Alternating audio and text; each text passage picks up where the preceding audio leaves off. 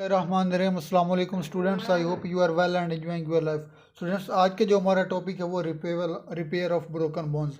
हमने जो बोन्स के बारे में डिस्कस किया था, ह्यूमन स्केलेटन के बारे में जो डिस्कस किया था प्रीवियस टॉपिक में, उसमें जो कॉमन बात थी वो ये थी कि जो हमारी बोन्स हैं, जो हमारा जो हार्ड स्केलेटन है वो कनेक्टिव टिश्यूज से मिलकर बना है। कनेक्टिव टिश्यूज उनके अंदर प्रेजेंस ये शो कर रही है कि उनके अंदर हार्डनेस है, लेकिन हार्डनेस के बावजूद हमारी बोन्स जो होती हैं वो टूट जाती है। इसकी रीज़न क्या है?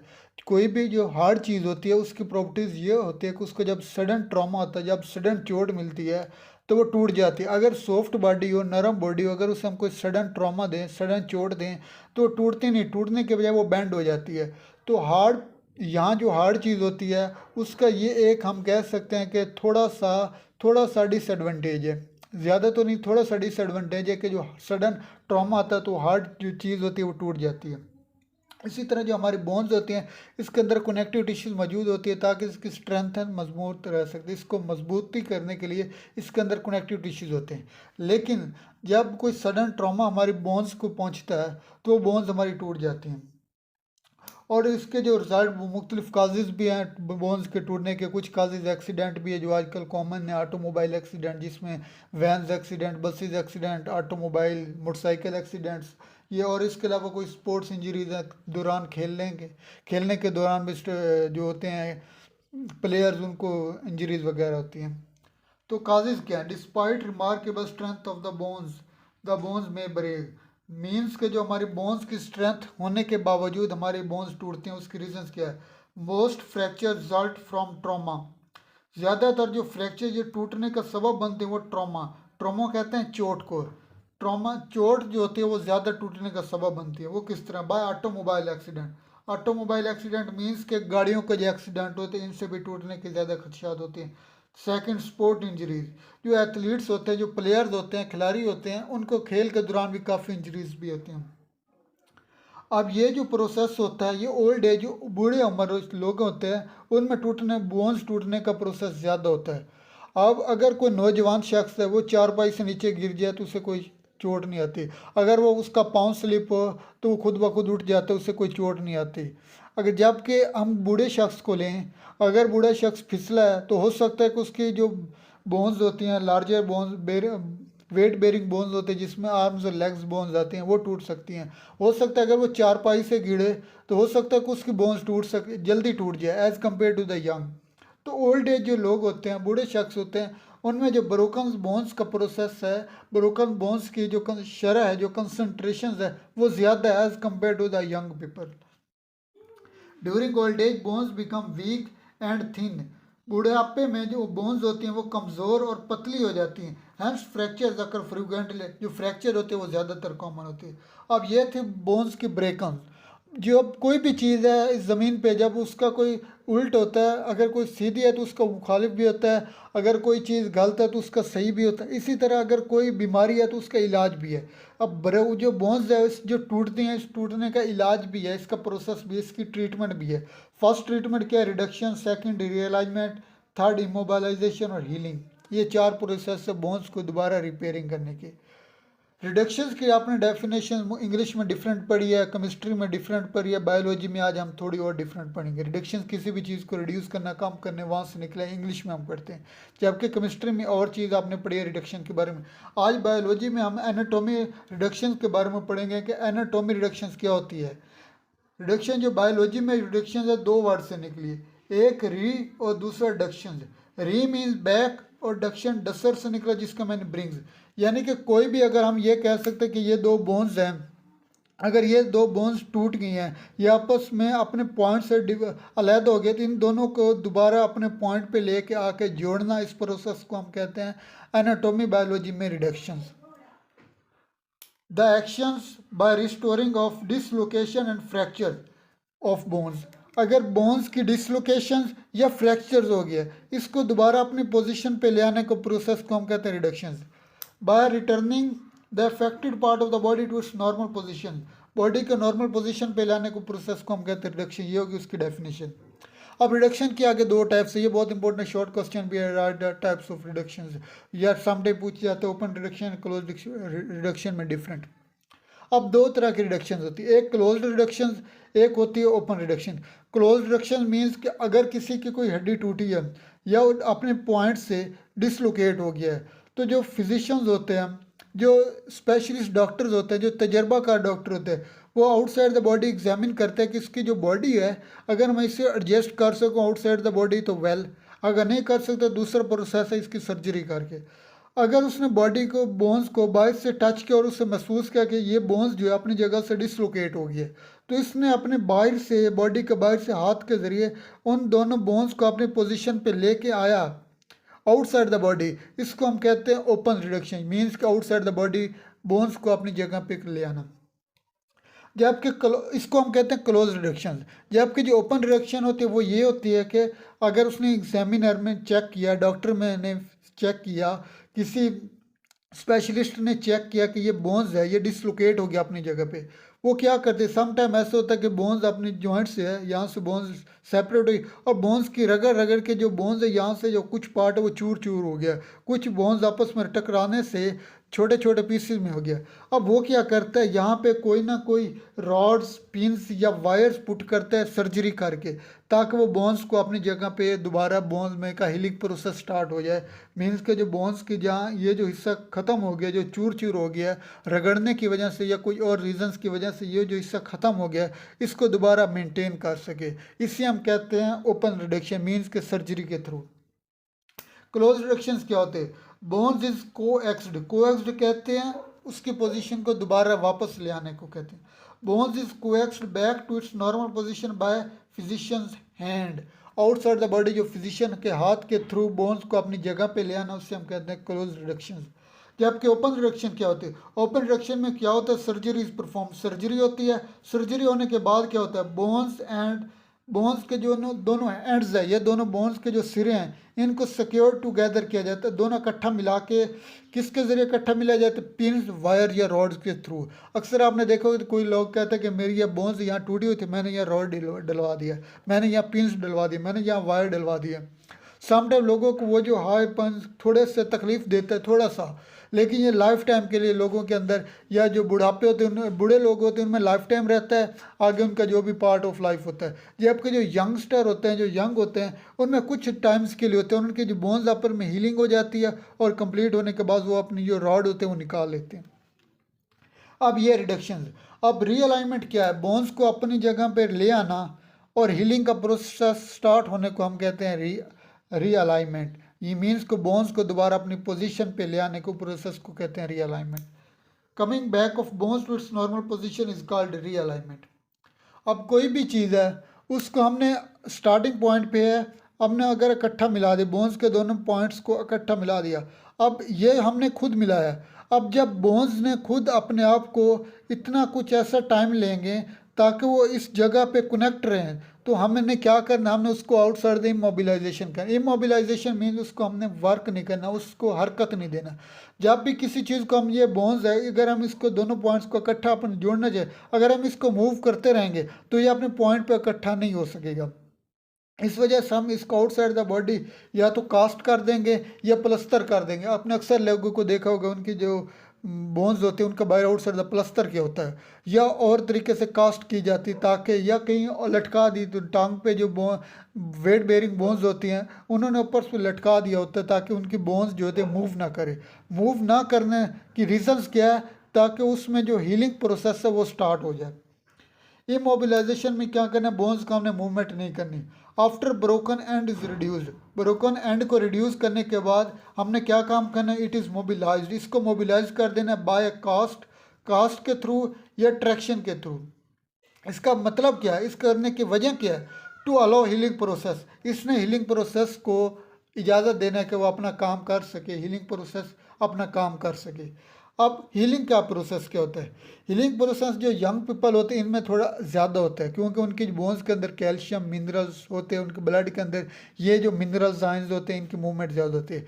जबकि जो ओल्ड पीपल होते हैं इनमें ये हीलिंग का प्रोसेस बहुत वीक होता है। उसकी रीज़न क्या है? उनकी बोन्स एक वीक होते हैं, दूसरा पतली होती हैं, थर्ड इनकी ब्लड के अंदर मिनरल्स या कैल्शियम आयंस नहीं होते। ये तीन मेन रीज़न हैं जिसकी वजह से जो ओल्ड पीपल होते हैं उसमें हीलिंग प्रोसेस स्लो होता है as compare to the young people. अब ये यंग पीपल, इसमें एक वेट बेरिंग बोन्स लेग्स और आर्म्स की बोन्स है। इसमें जो प्रोसेस है वो राउंड अबाउट 8 से 12 वीक लगते हैं। Healing time in young people 8 to 12 weeks है। ये may be longer for weight bearing bones. जो वेट बेरिंग बोन्स है इसमें ये प्रोसेस ज़्यादा भी हो सकता है, कम भी हो सकता है, क्योंकि जो हमारी आर्म्स और लेग्स की बोन्स है इसको हीलिंग प्रोसेस में ज़्यादा टाइम लगता है। अगर हमारी दूसरी बोन्स है उसमें अगर थोड़ा सा मूव कर ले तो कोई ज़्यादा फर्क नहीं पड़ता है। लेकिन जो वेट बेरिंग बोन्स होती हैं, आर्म्स और लेग्स की बोन्स, इन्होंने अगर अपने पॉइंट से थोड़ी भी मूवमेंट कर दी तो इसका जो हीलिंग प्रोसेस है वो डिस्टर्ब हो जाता है टोटली। इस वजह से यहाँ पे जो हीलिंग प्रोसेस वो टाइम भी ज़्यादा लेता है और इसके लिए हमें एहतियात भी ज़्यादा करनी पड़ती है। The process of healing in elder people due to poor blood concentration is slowly कर ले स्लोली होता है एल्डर पीपल में। क्यों? उनके अंदर पुअर ब्लड सर्कुलेशन मीन्स कि उनके ब्लड के अंदर मिनरल्स, आयंस, कैल्शियम, साल्ट्स वगैरह की लो कंसंट्रेशन होती है। फर्स्ट स्टेप है वो है हीमाटोमा फॉर्मेशन। हीमाटोमा, हीम कहते हैं ब्लड को और टोमा कहते हैं कटिंग को। मीन्स के उस जगह पे जाके ब्लड को इकट्ठा होना जहाँ पे कोई बोन्स कट हो गए। अगर मैं ये ड्रा करूँ, ये एक मेरी बोन्स है,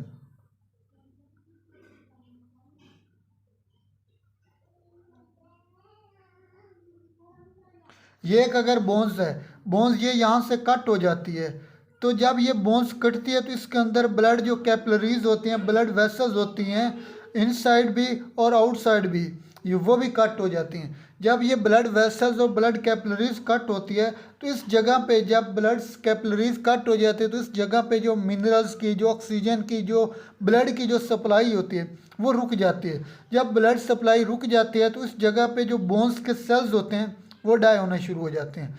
जब इस जगह पे बोन्स के सेल्स और बोन के टिश्यूज डेड होना शुरू हो जाते हैं, बोन सेल्स डाई होते हैं और जो बोन के टिश्यूज होते हैं वो इस जगह पे जब उन्हें अपने रिक्वायरमेंट्स के मुताबिक मिनरल्स, ऑक्सीजन और ब्लड नहीं मिल रहा होता तो ये जो टिश्यूज होते हैं इन्होंने स्वॉलन करना शुरू हो जाता है, सूजना शुरू कर देते हैं। जब ये सूजते हैं और पेन करना स्टार्ट कर देते हैं, आपने अक्सर देखा होगा कोई शख्स गिरा है, उसे उस वक्त कोई चोट नहीं महसूस होती। अगर कोई चोट लगी भी है तो उसे दर्द या कोई सोलन वगैरह नहीं होते। लेकिन कुछ टाइम के बाद, कुछ घंटे के बाद आपने देखा होगा उसकी वो जगह पे जहाँ पे उसे चोट आई है वो सोलन होगी और उस वक्त उसे पेन हो रही है।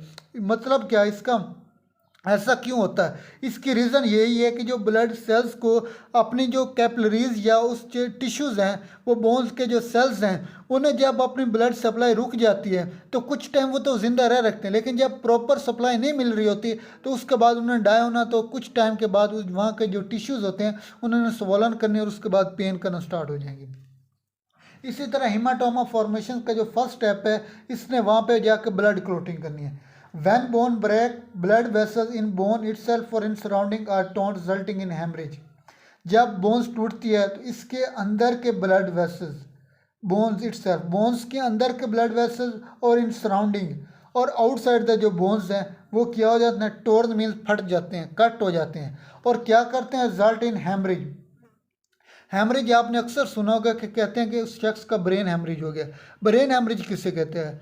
ब्रेन हेमरेज इसको कहते हैं जब ब्रेन के अंदर उसकी ब्लड कैपिलरीज कट हो जाएं तो उसे हम कहते हैं ब्रेन हेमरेज। इसी तरह बोन्स के अंदर जब ब्लड कैपिलरीज कट हो जाती तो हम कहेंगे इस बोन्स की हेमरेज हो गई।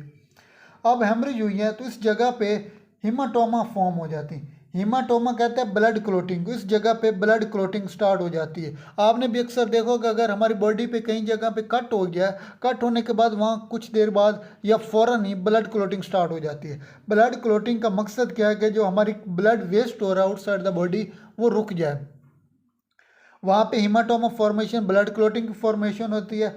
और ये जो होती है हमने पीछे पढ़ा है, मैंने अभी बताया कि जो हमारे बोन सेल्स होते हैं वो डाई होना स्टार्ट हो जाती है जब बोन्स कट होती है। तो हीमाटोमा के अंदर बोन सेल्स डाई होते हैं और टिश्यूज स्वॉलन होते हैं और पेनफुल करते हैं।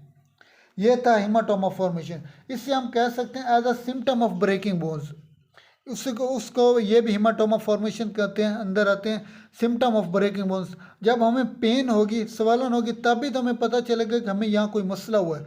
हम गिरे हैं, हमें कुछ ही नहीं महसूस, ना ही पेन हुई है ना ही स्वलन हुई है, तो हमें कैसे पता चलेगा कि हमारी बोन टूटी है। तो इसको हीमाटोमा फॉर्मेशन को as a symptom of breaking bone भी हम कह सकते हैं। अब बोन्स टूट गई, फर्स्ट स्टेप ब्लड क्लोटिंग होगी। अब ब्लड क्लोटिंग ही तो नहीं ना रहनी, ब्लड क्लोटिंग को आगे बोन की शेप में लाना है। तो उस वक्त जो सेकंड स्टेप होना है, वहाँ पे सॉफ्ट कैलस फॉर्मेशन होती है। कैलस कहते हैं किसी भी नए पार्ट को या नया फॉर्म को।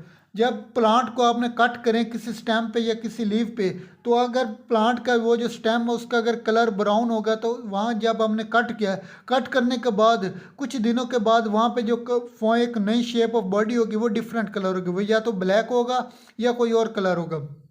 उस कलर को, उस नए शेप को, उसे हम कहते हैं कैलवस को, उस नई बॉडी पार्ट को हम कहते हैं कैलवस। इसी तरह जब हमारी बोन्स कटी है, बोन्स कटने के बाद ब्लड क्लोटिंग हुई है, ब्लड क्लोटिंग के बाद जो सेकंड स्टेप है वहाँ पे सॉफ्ट कैलवस फॉर्मेशन होनी है।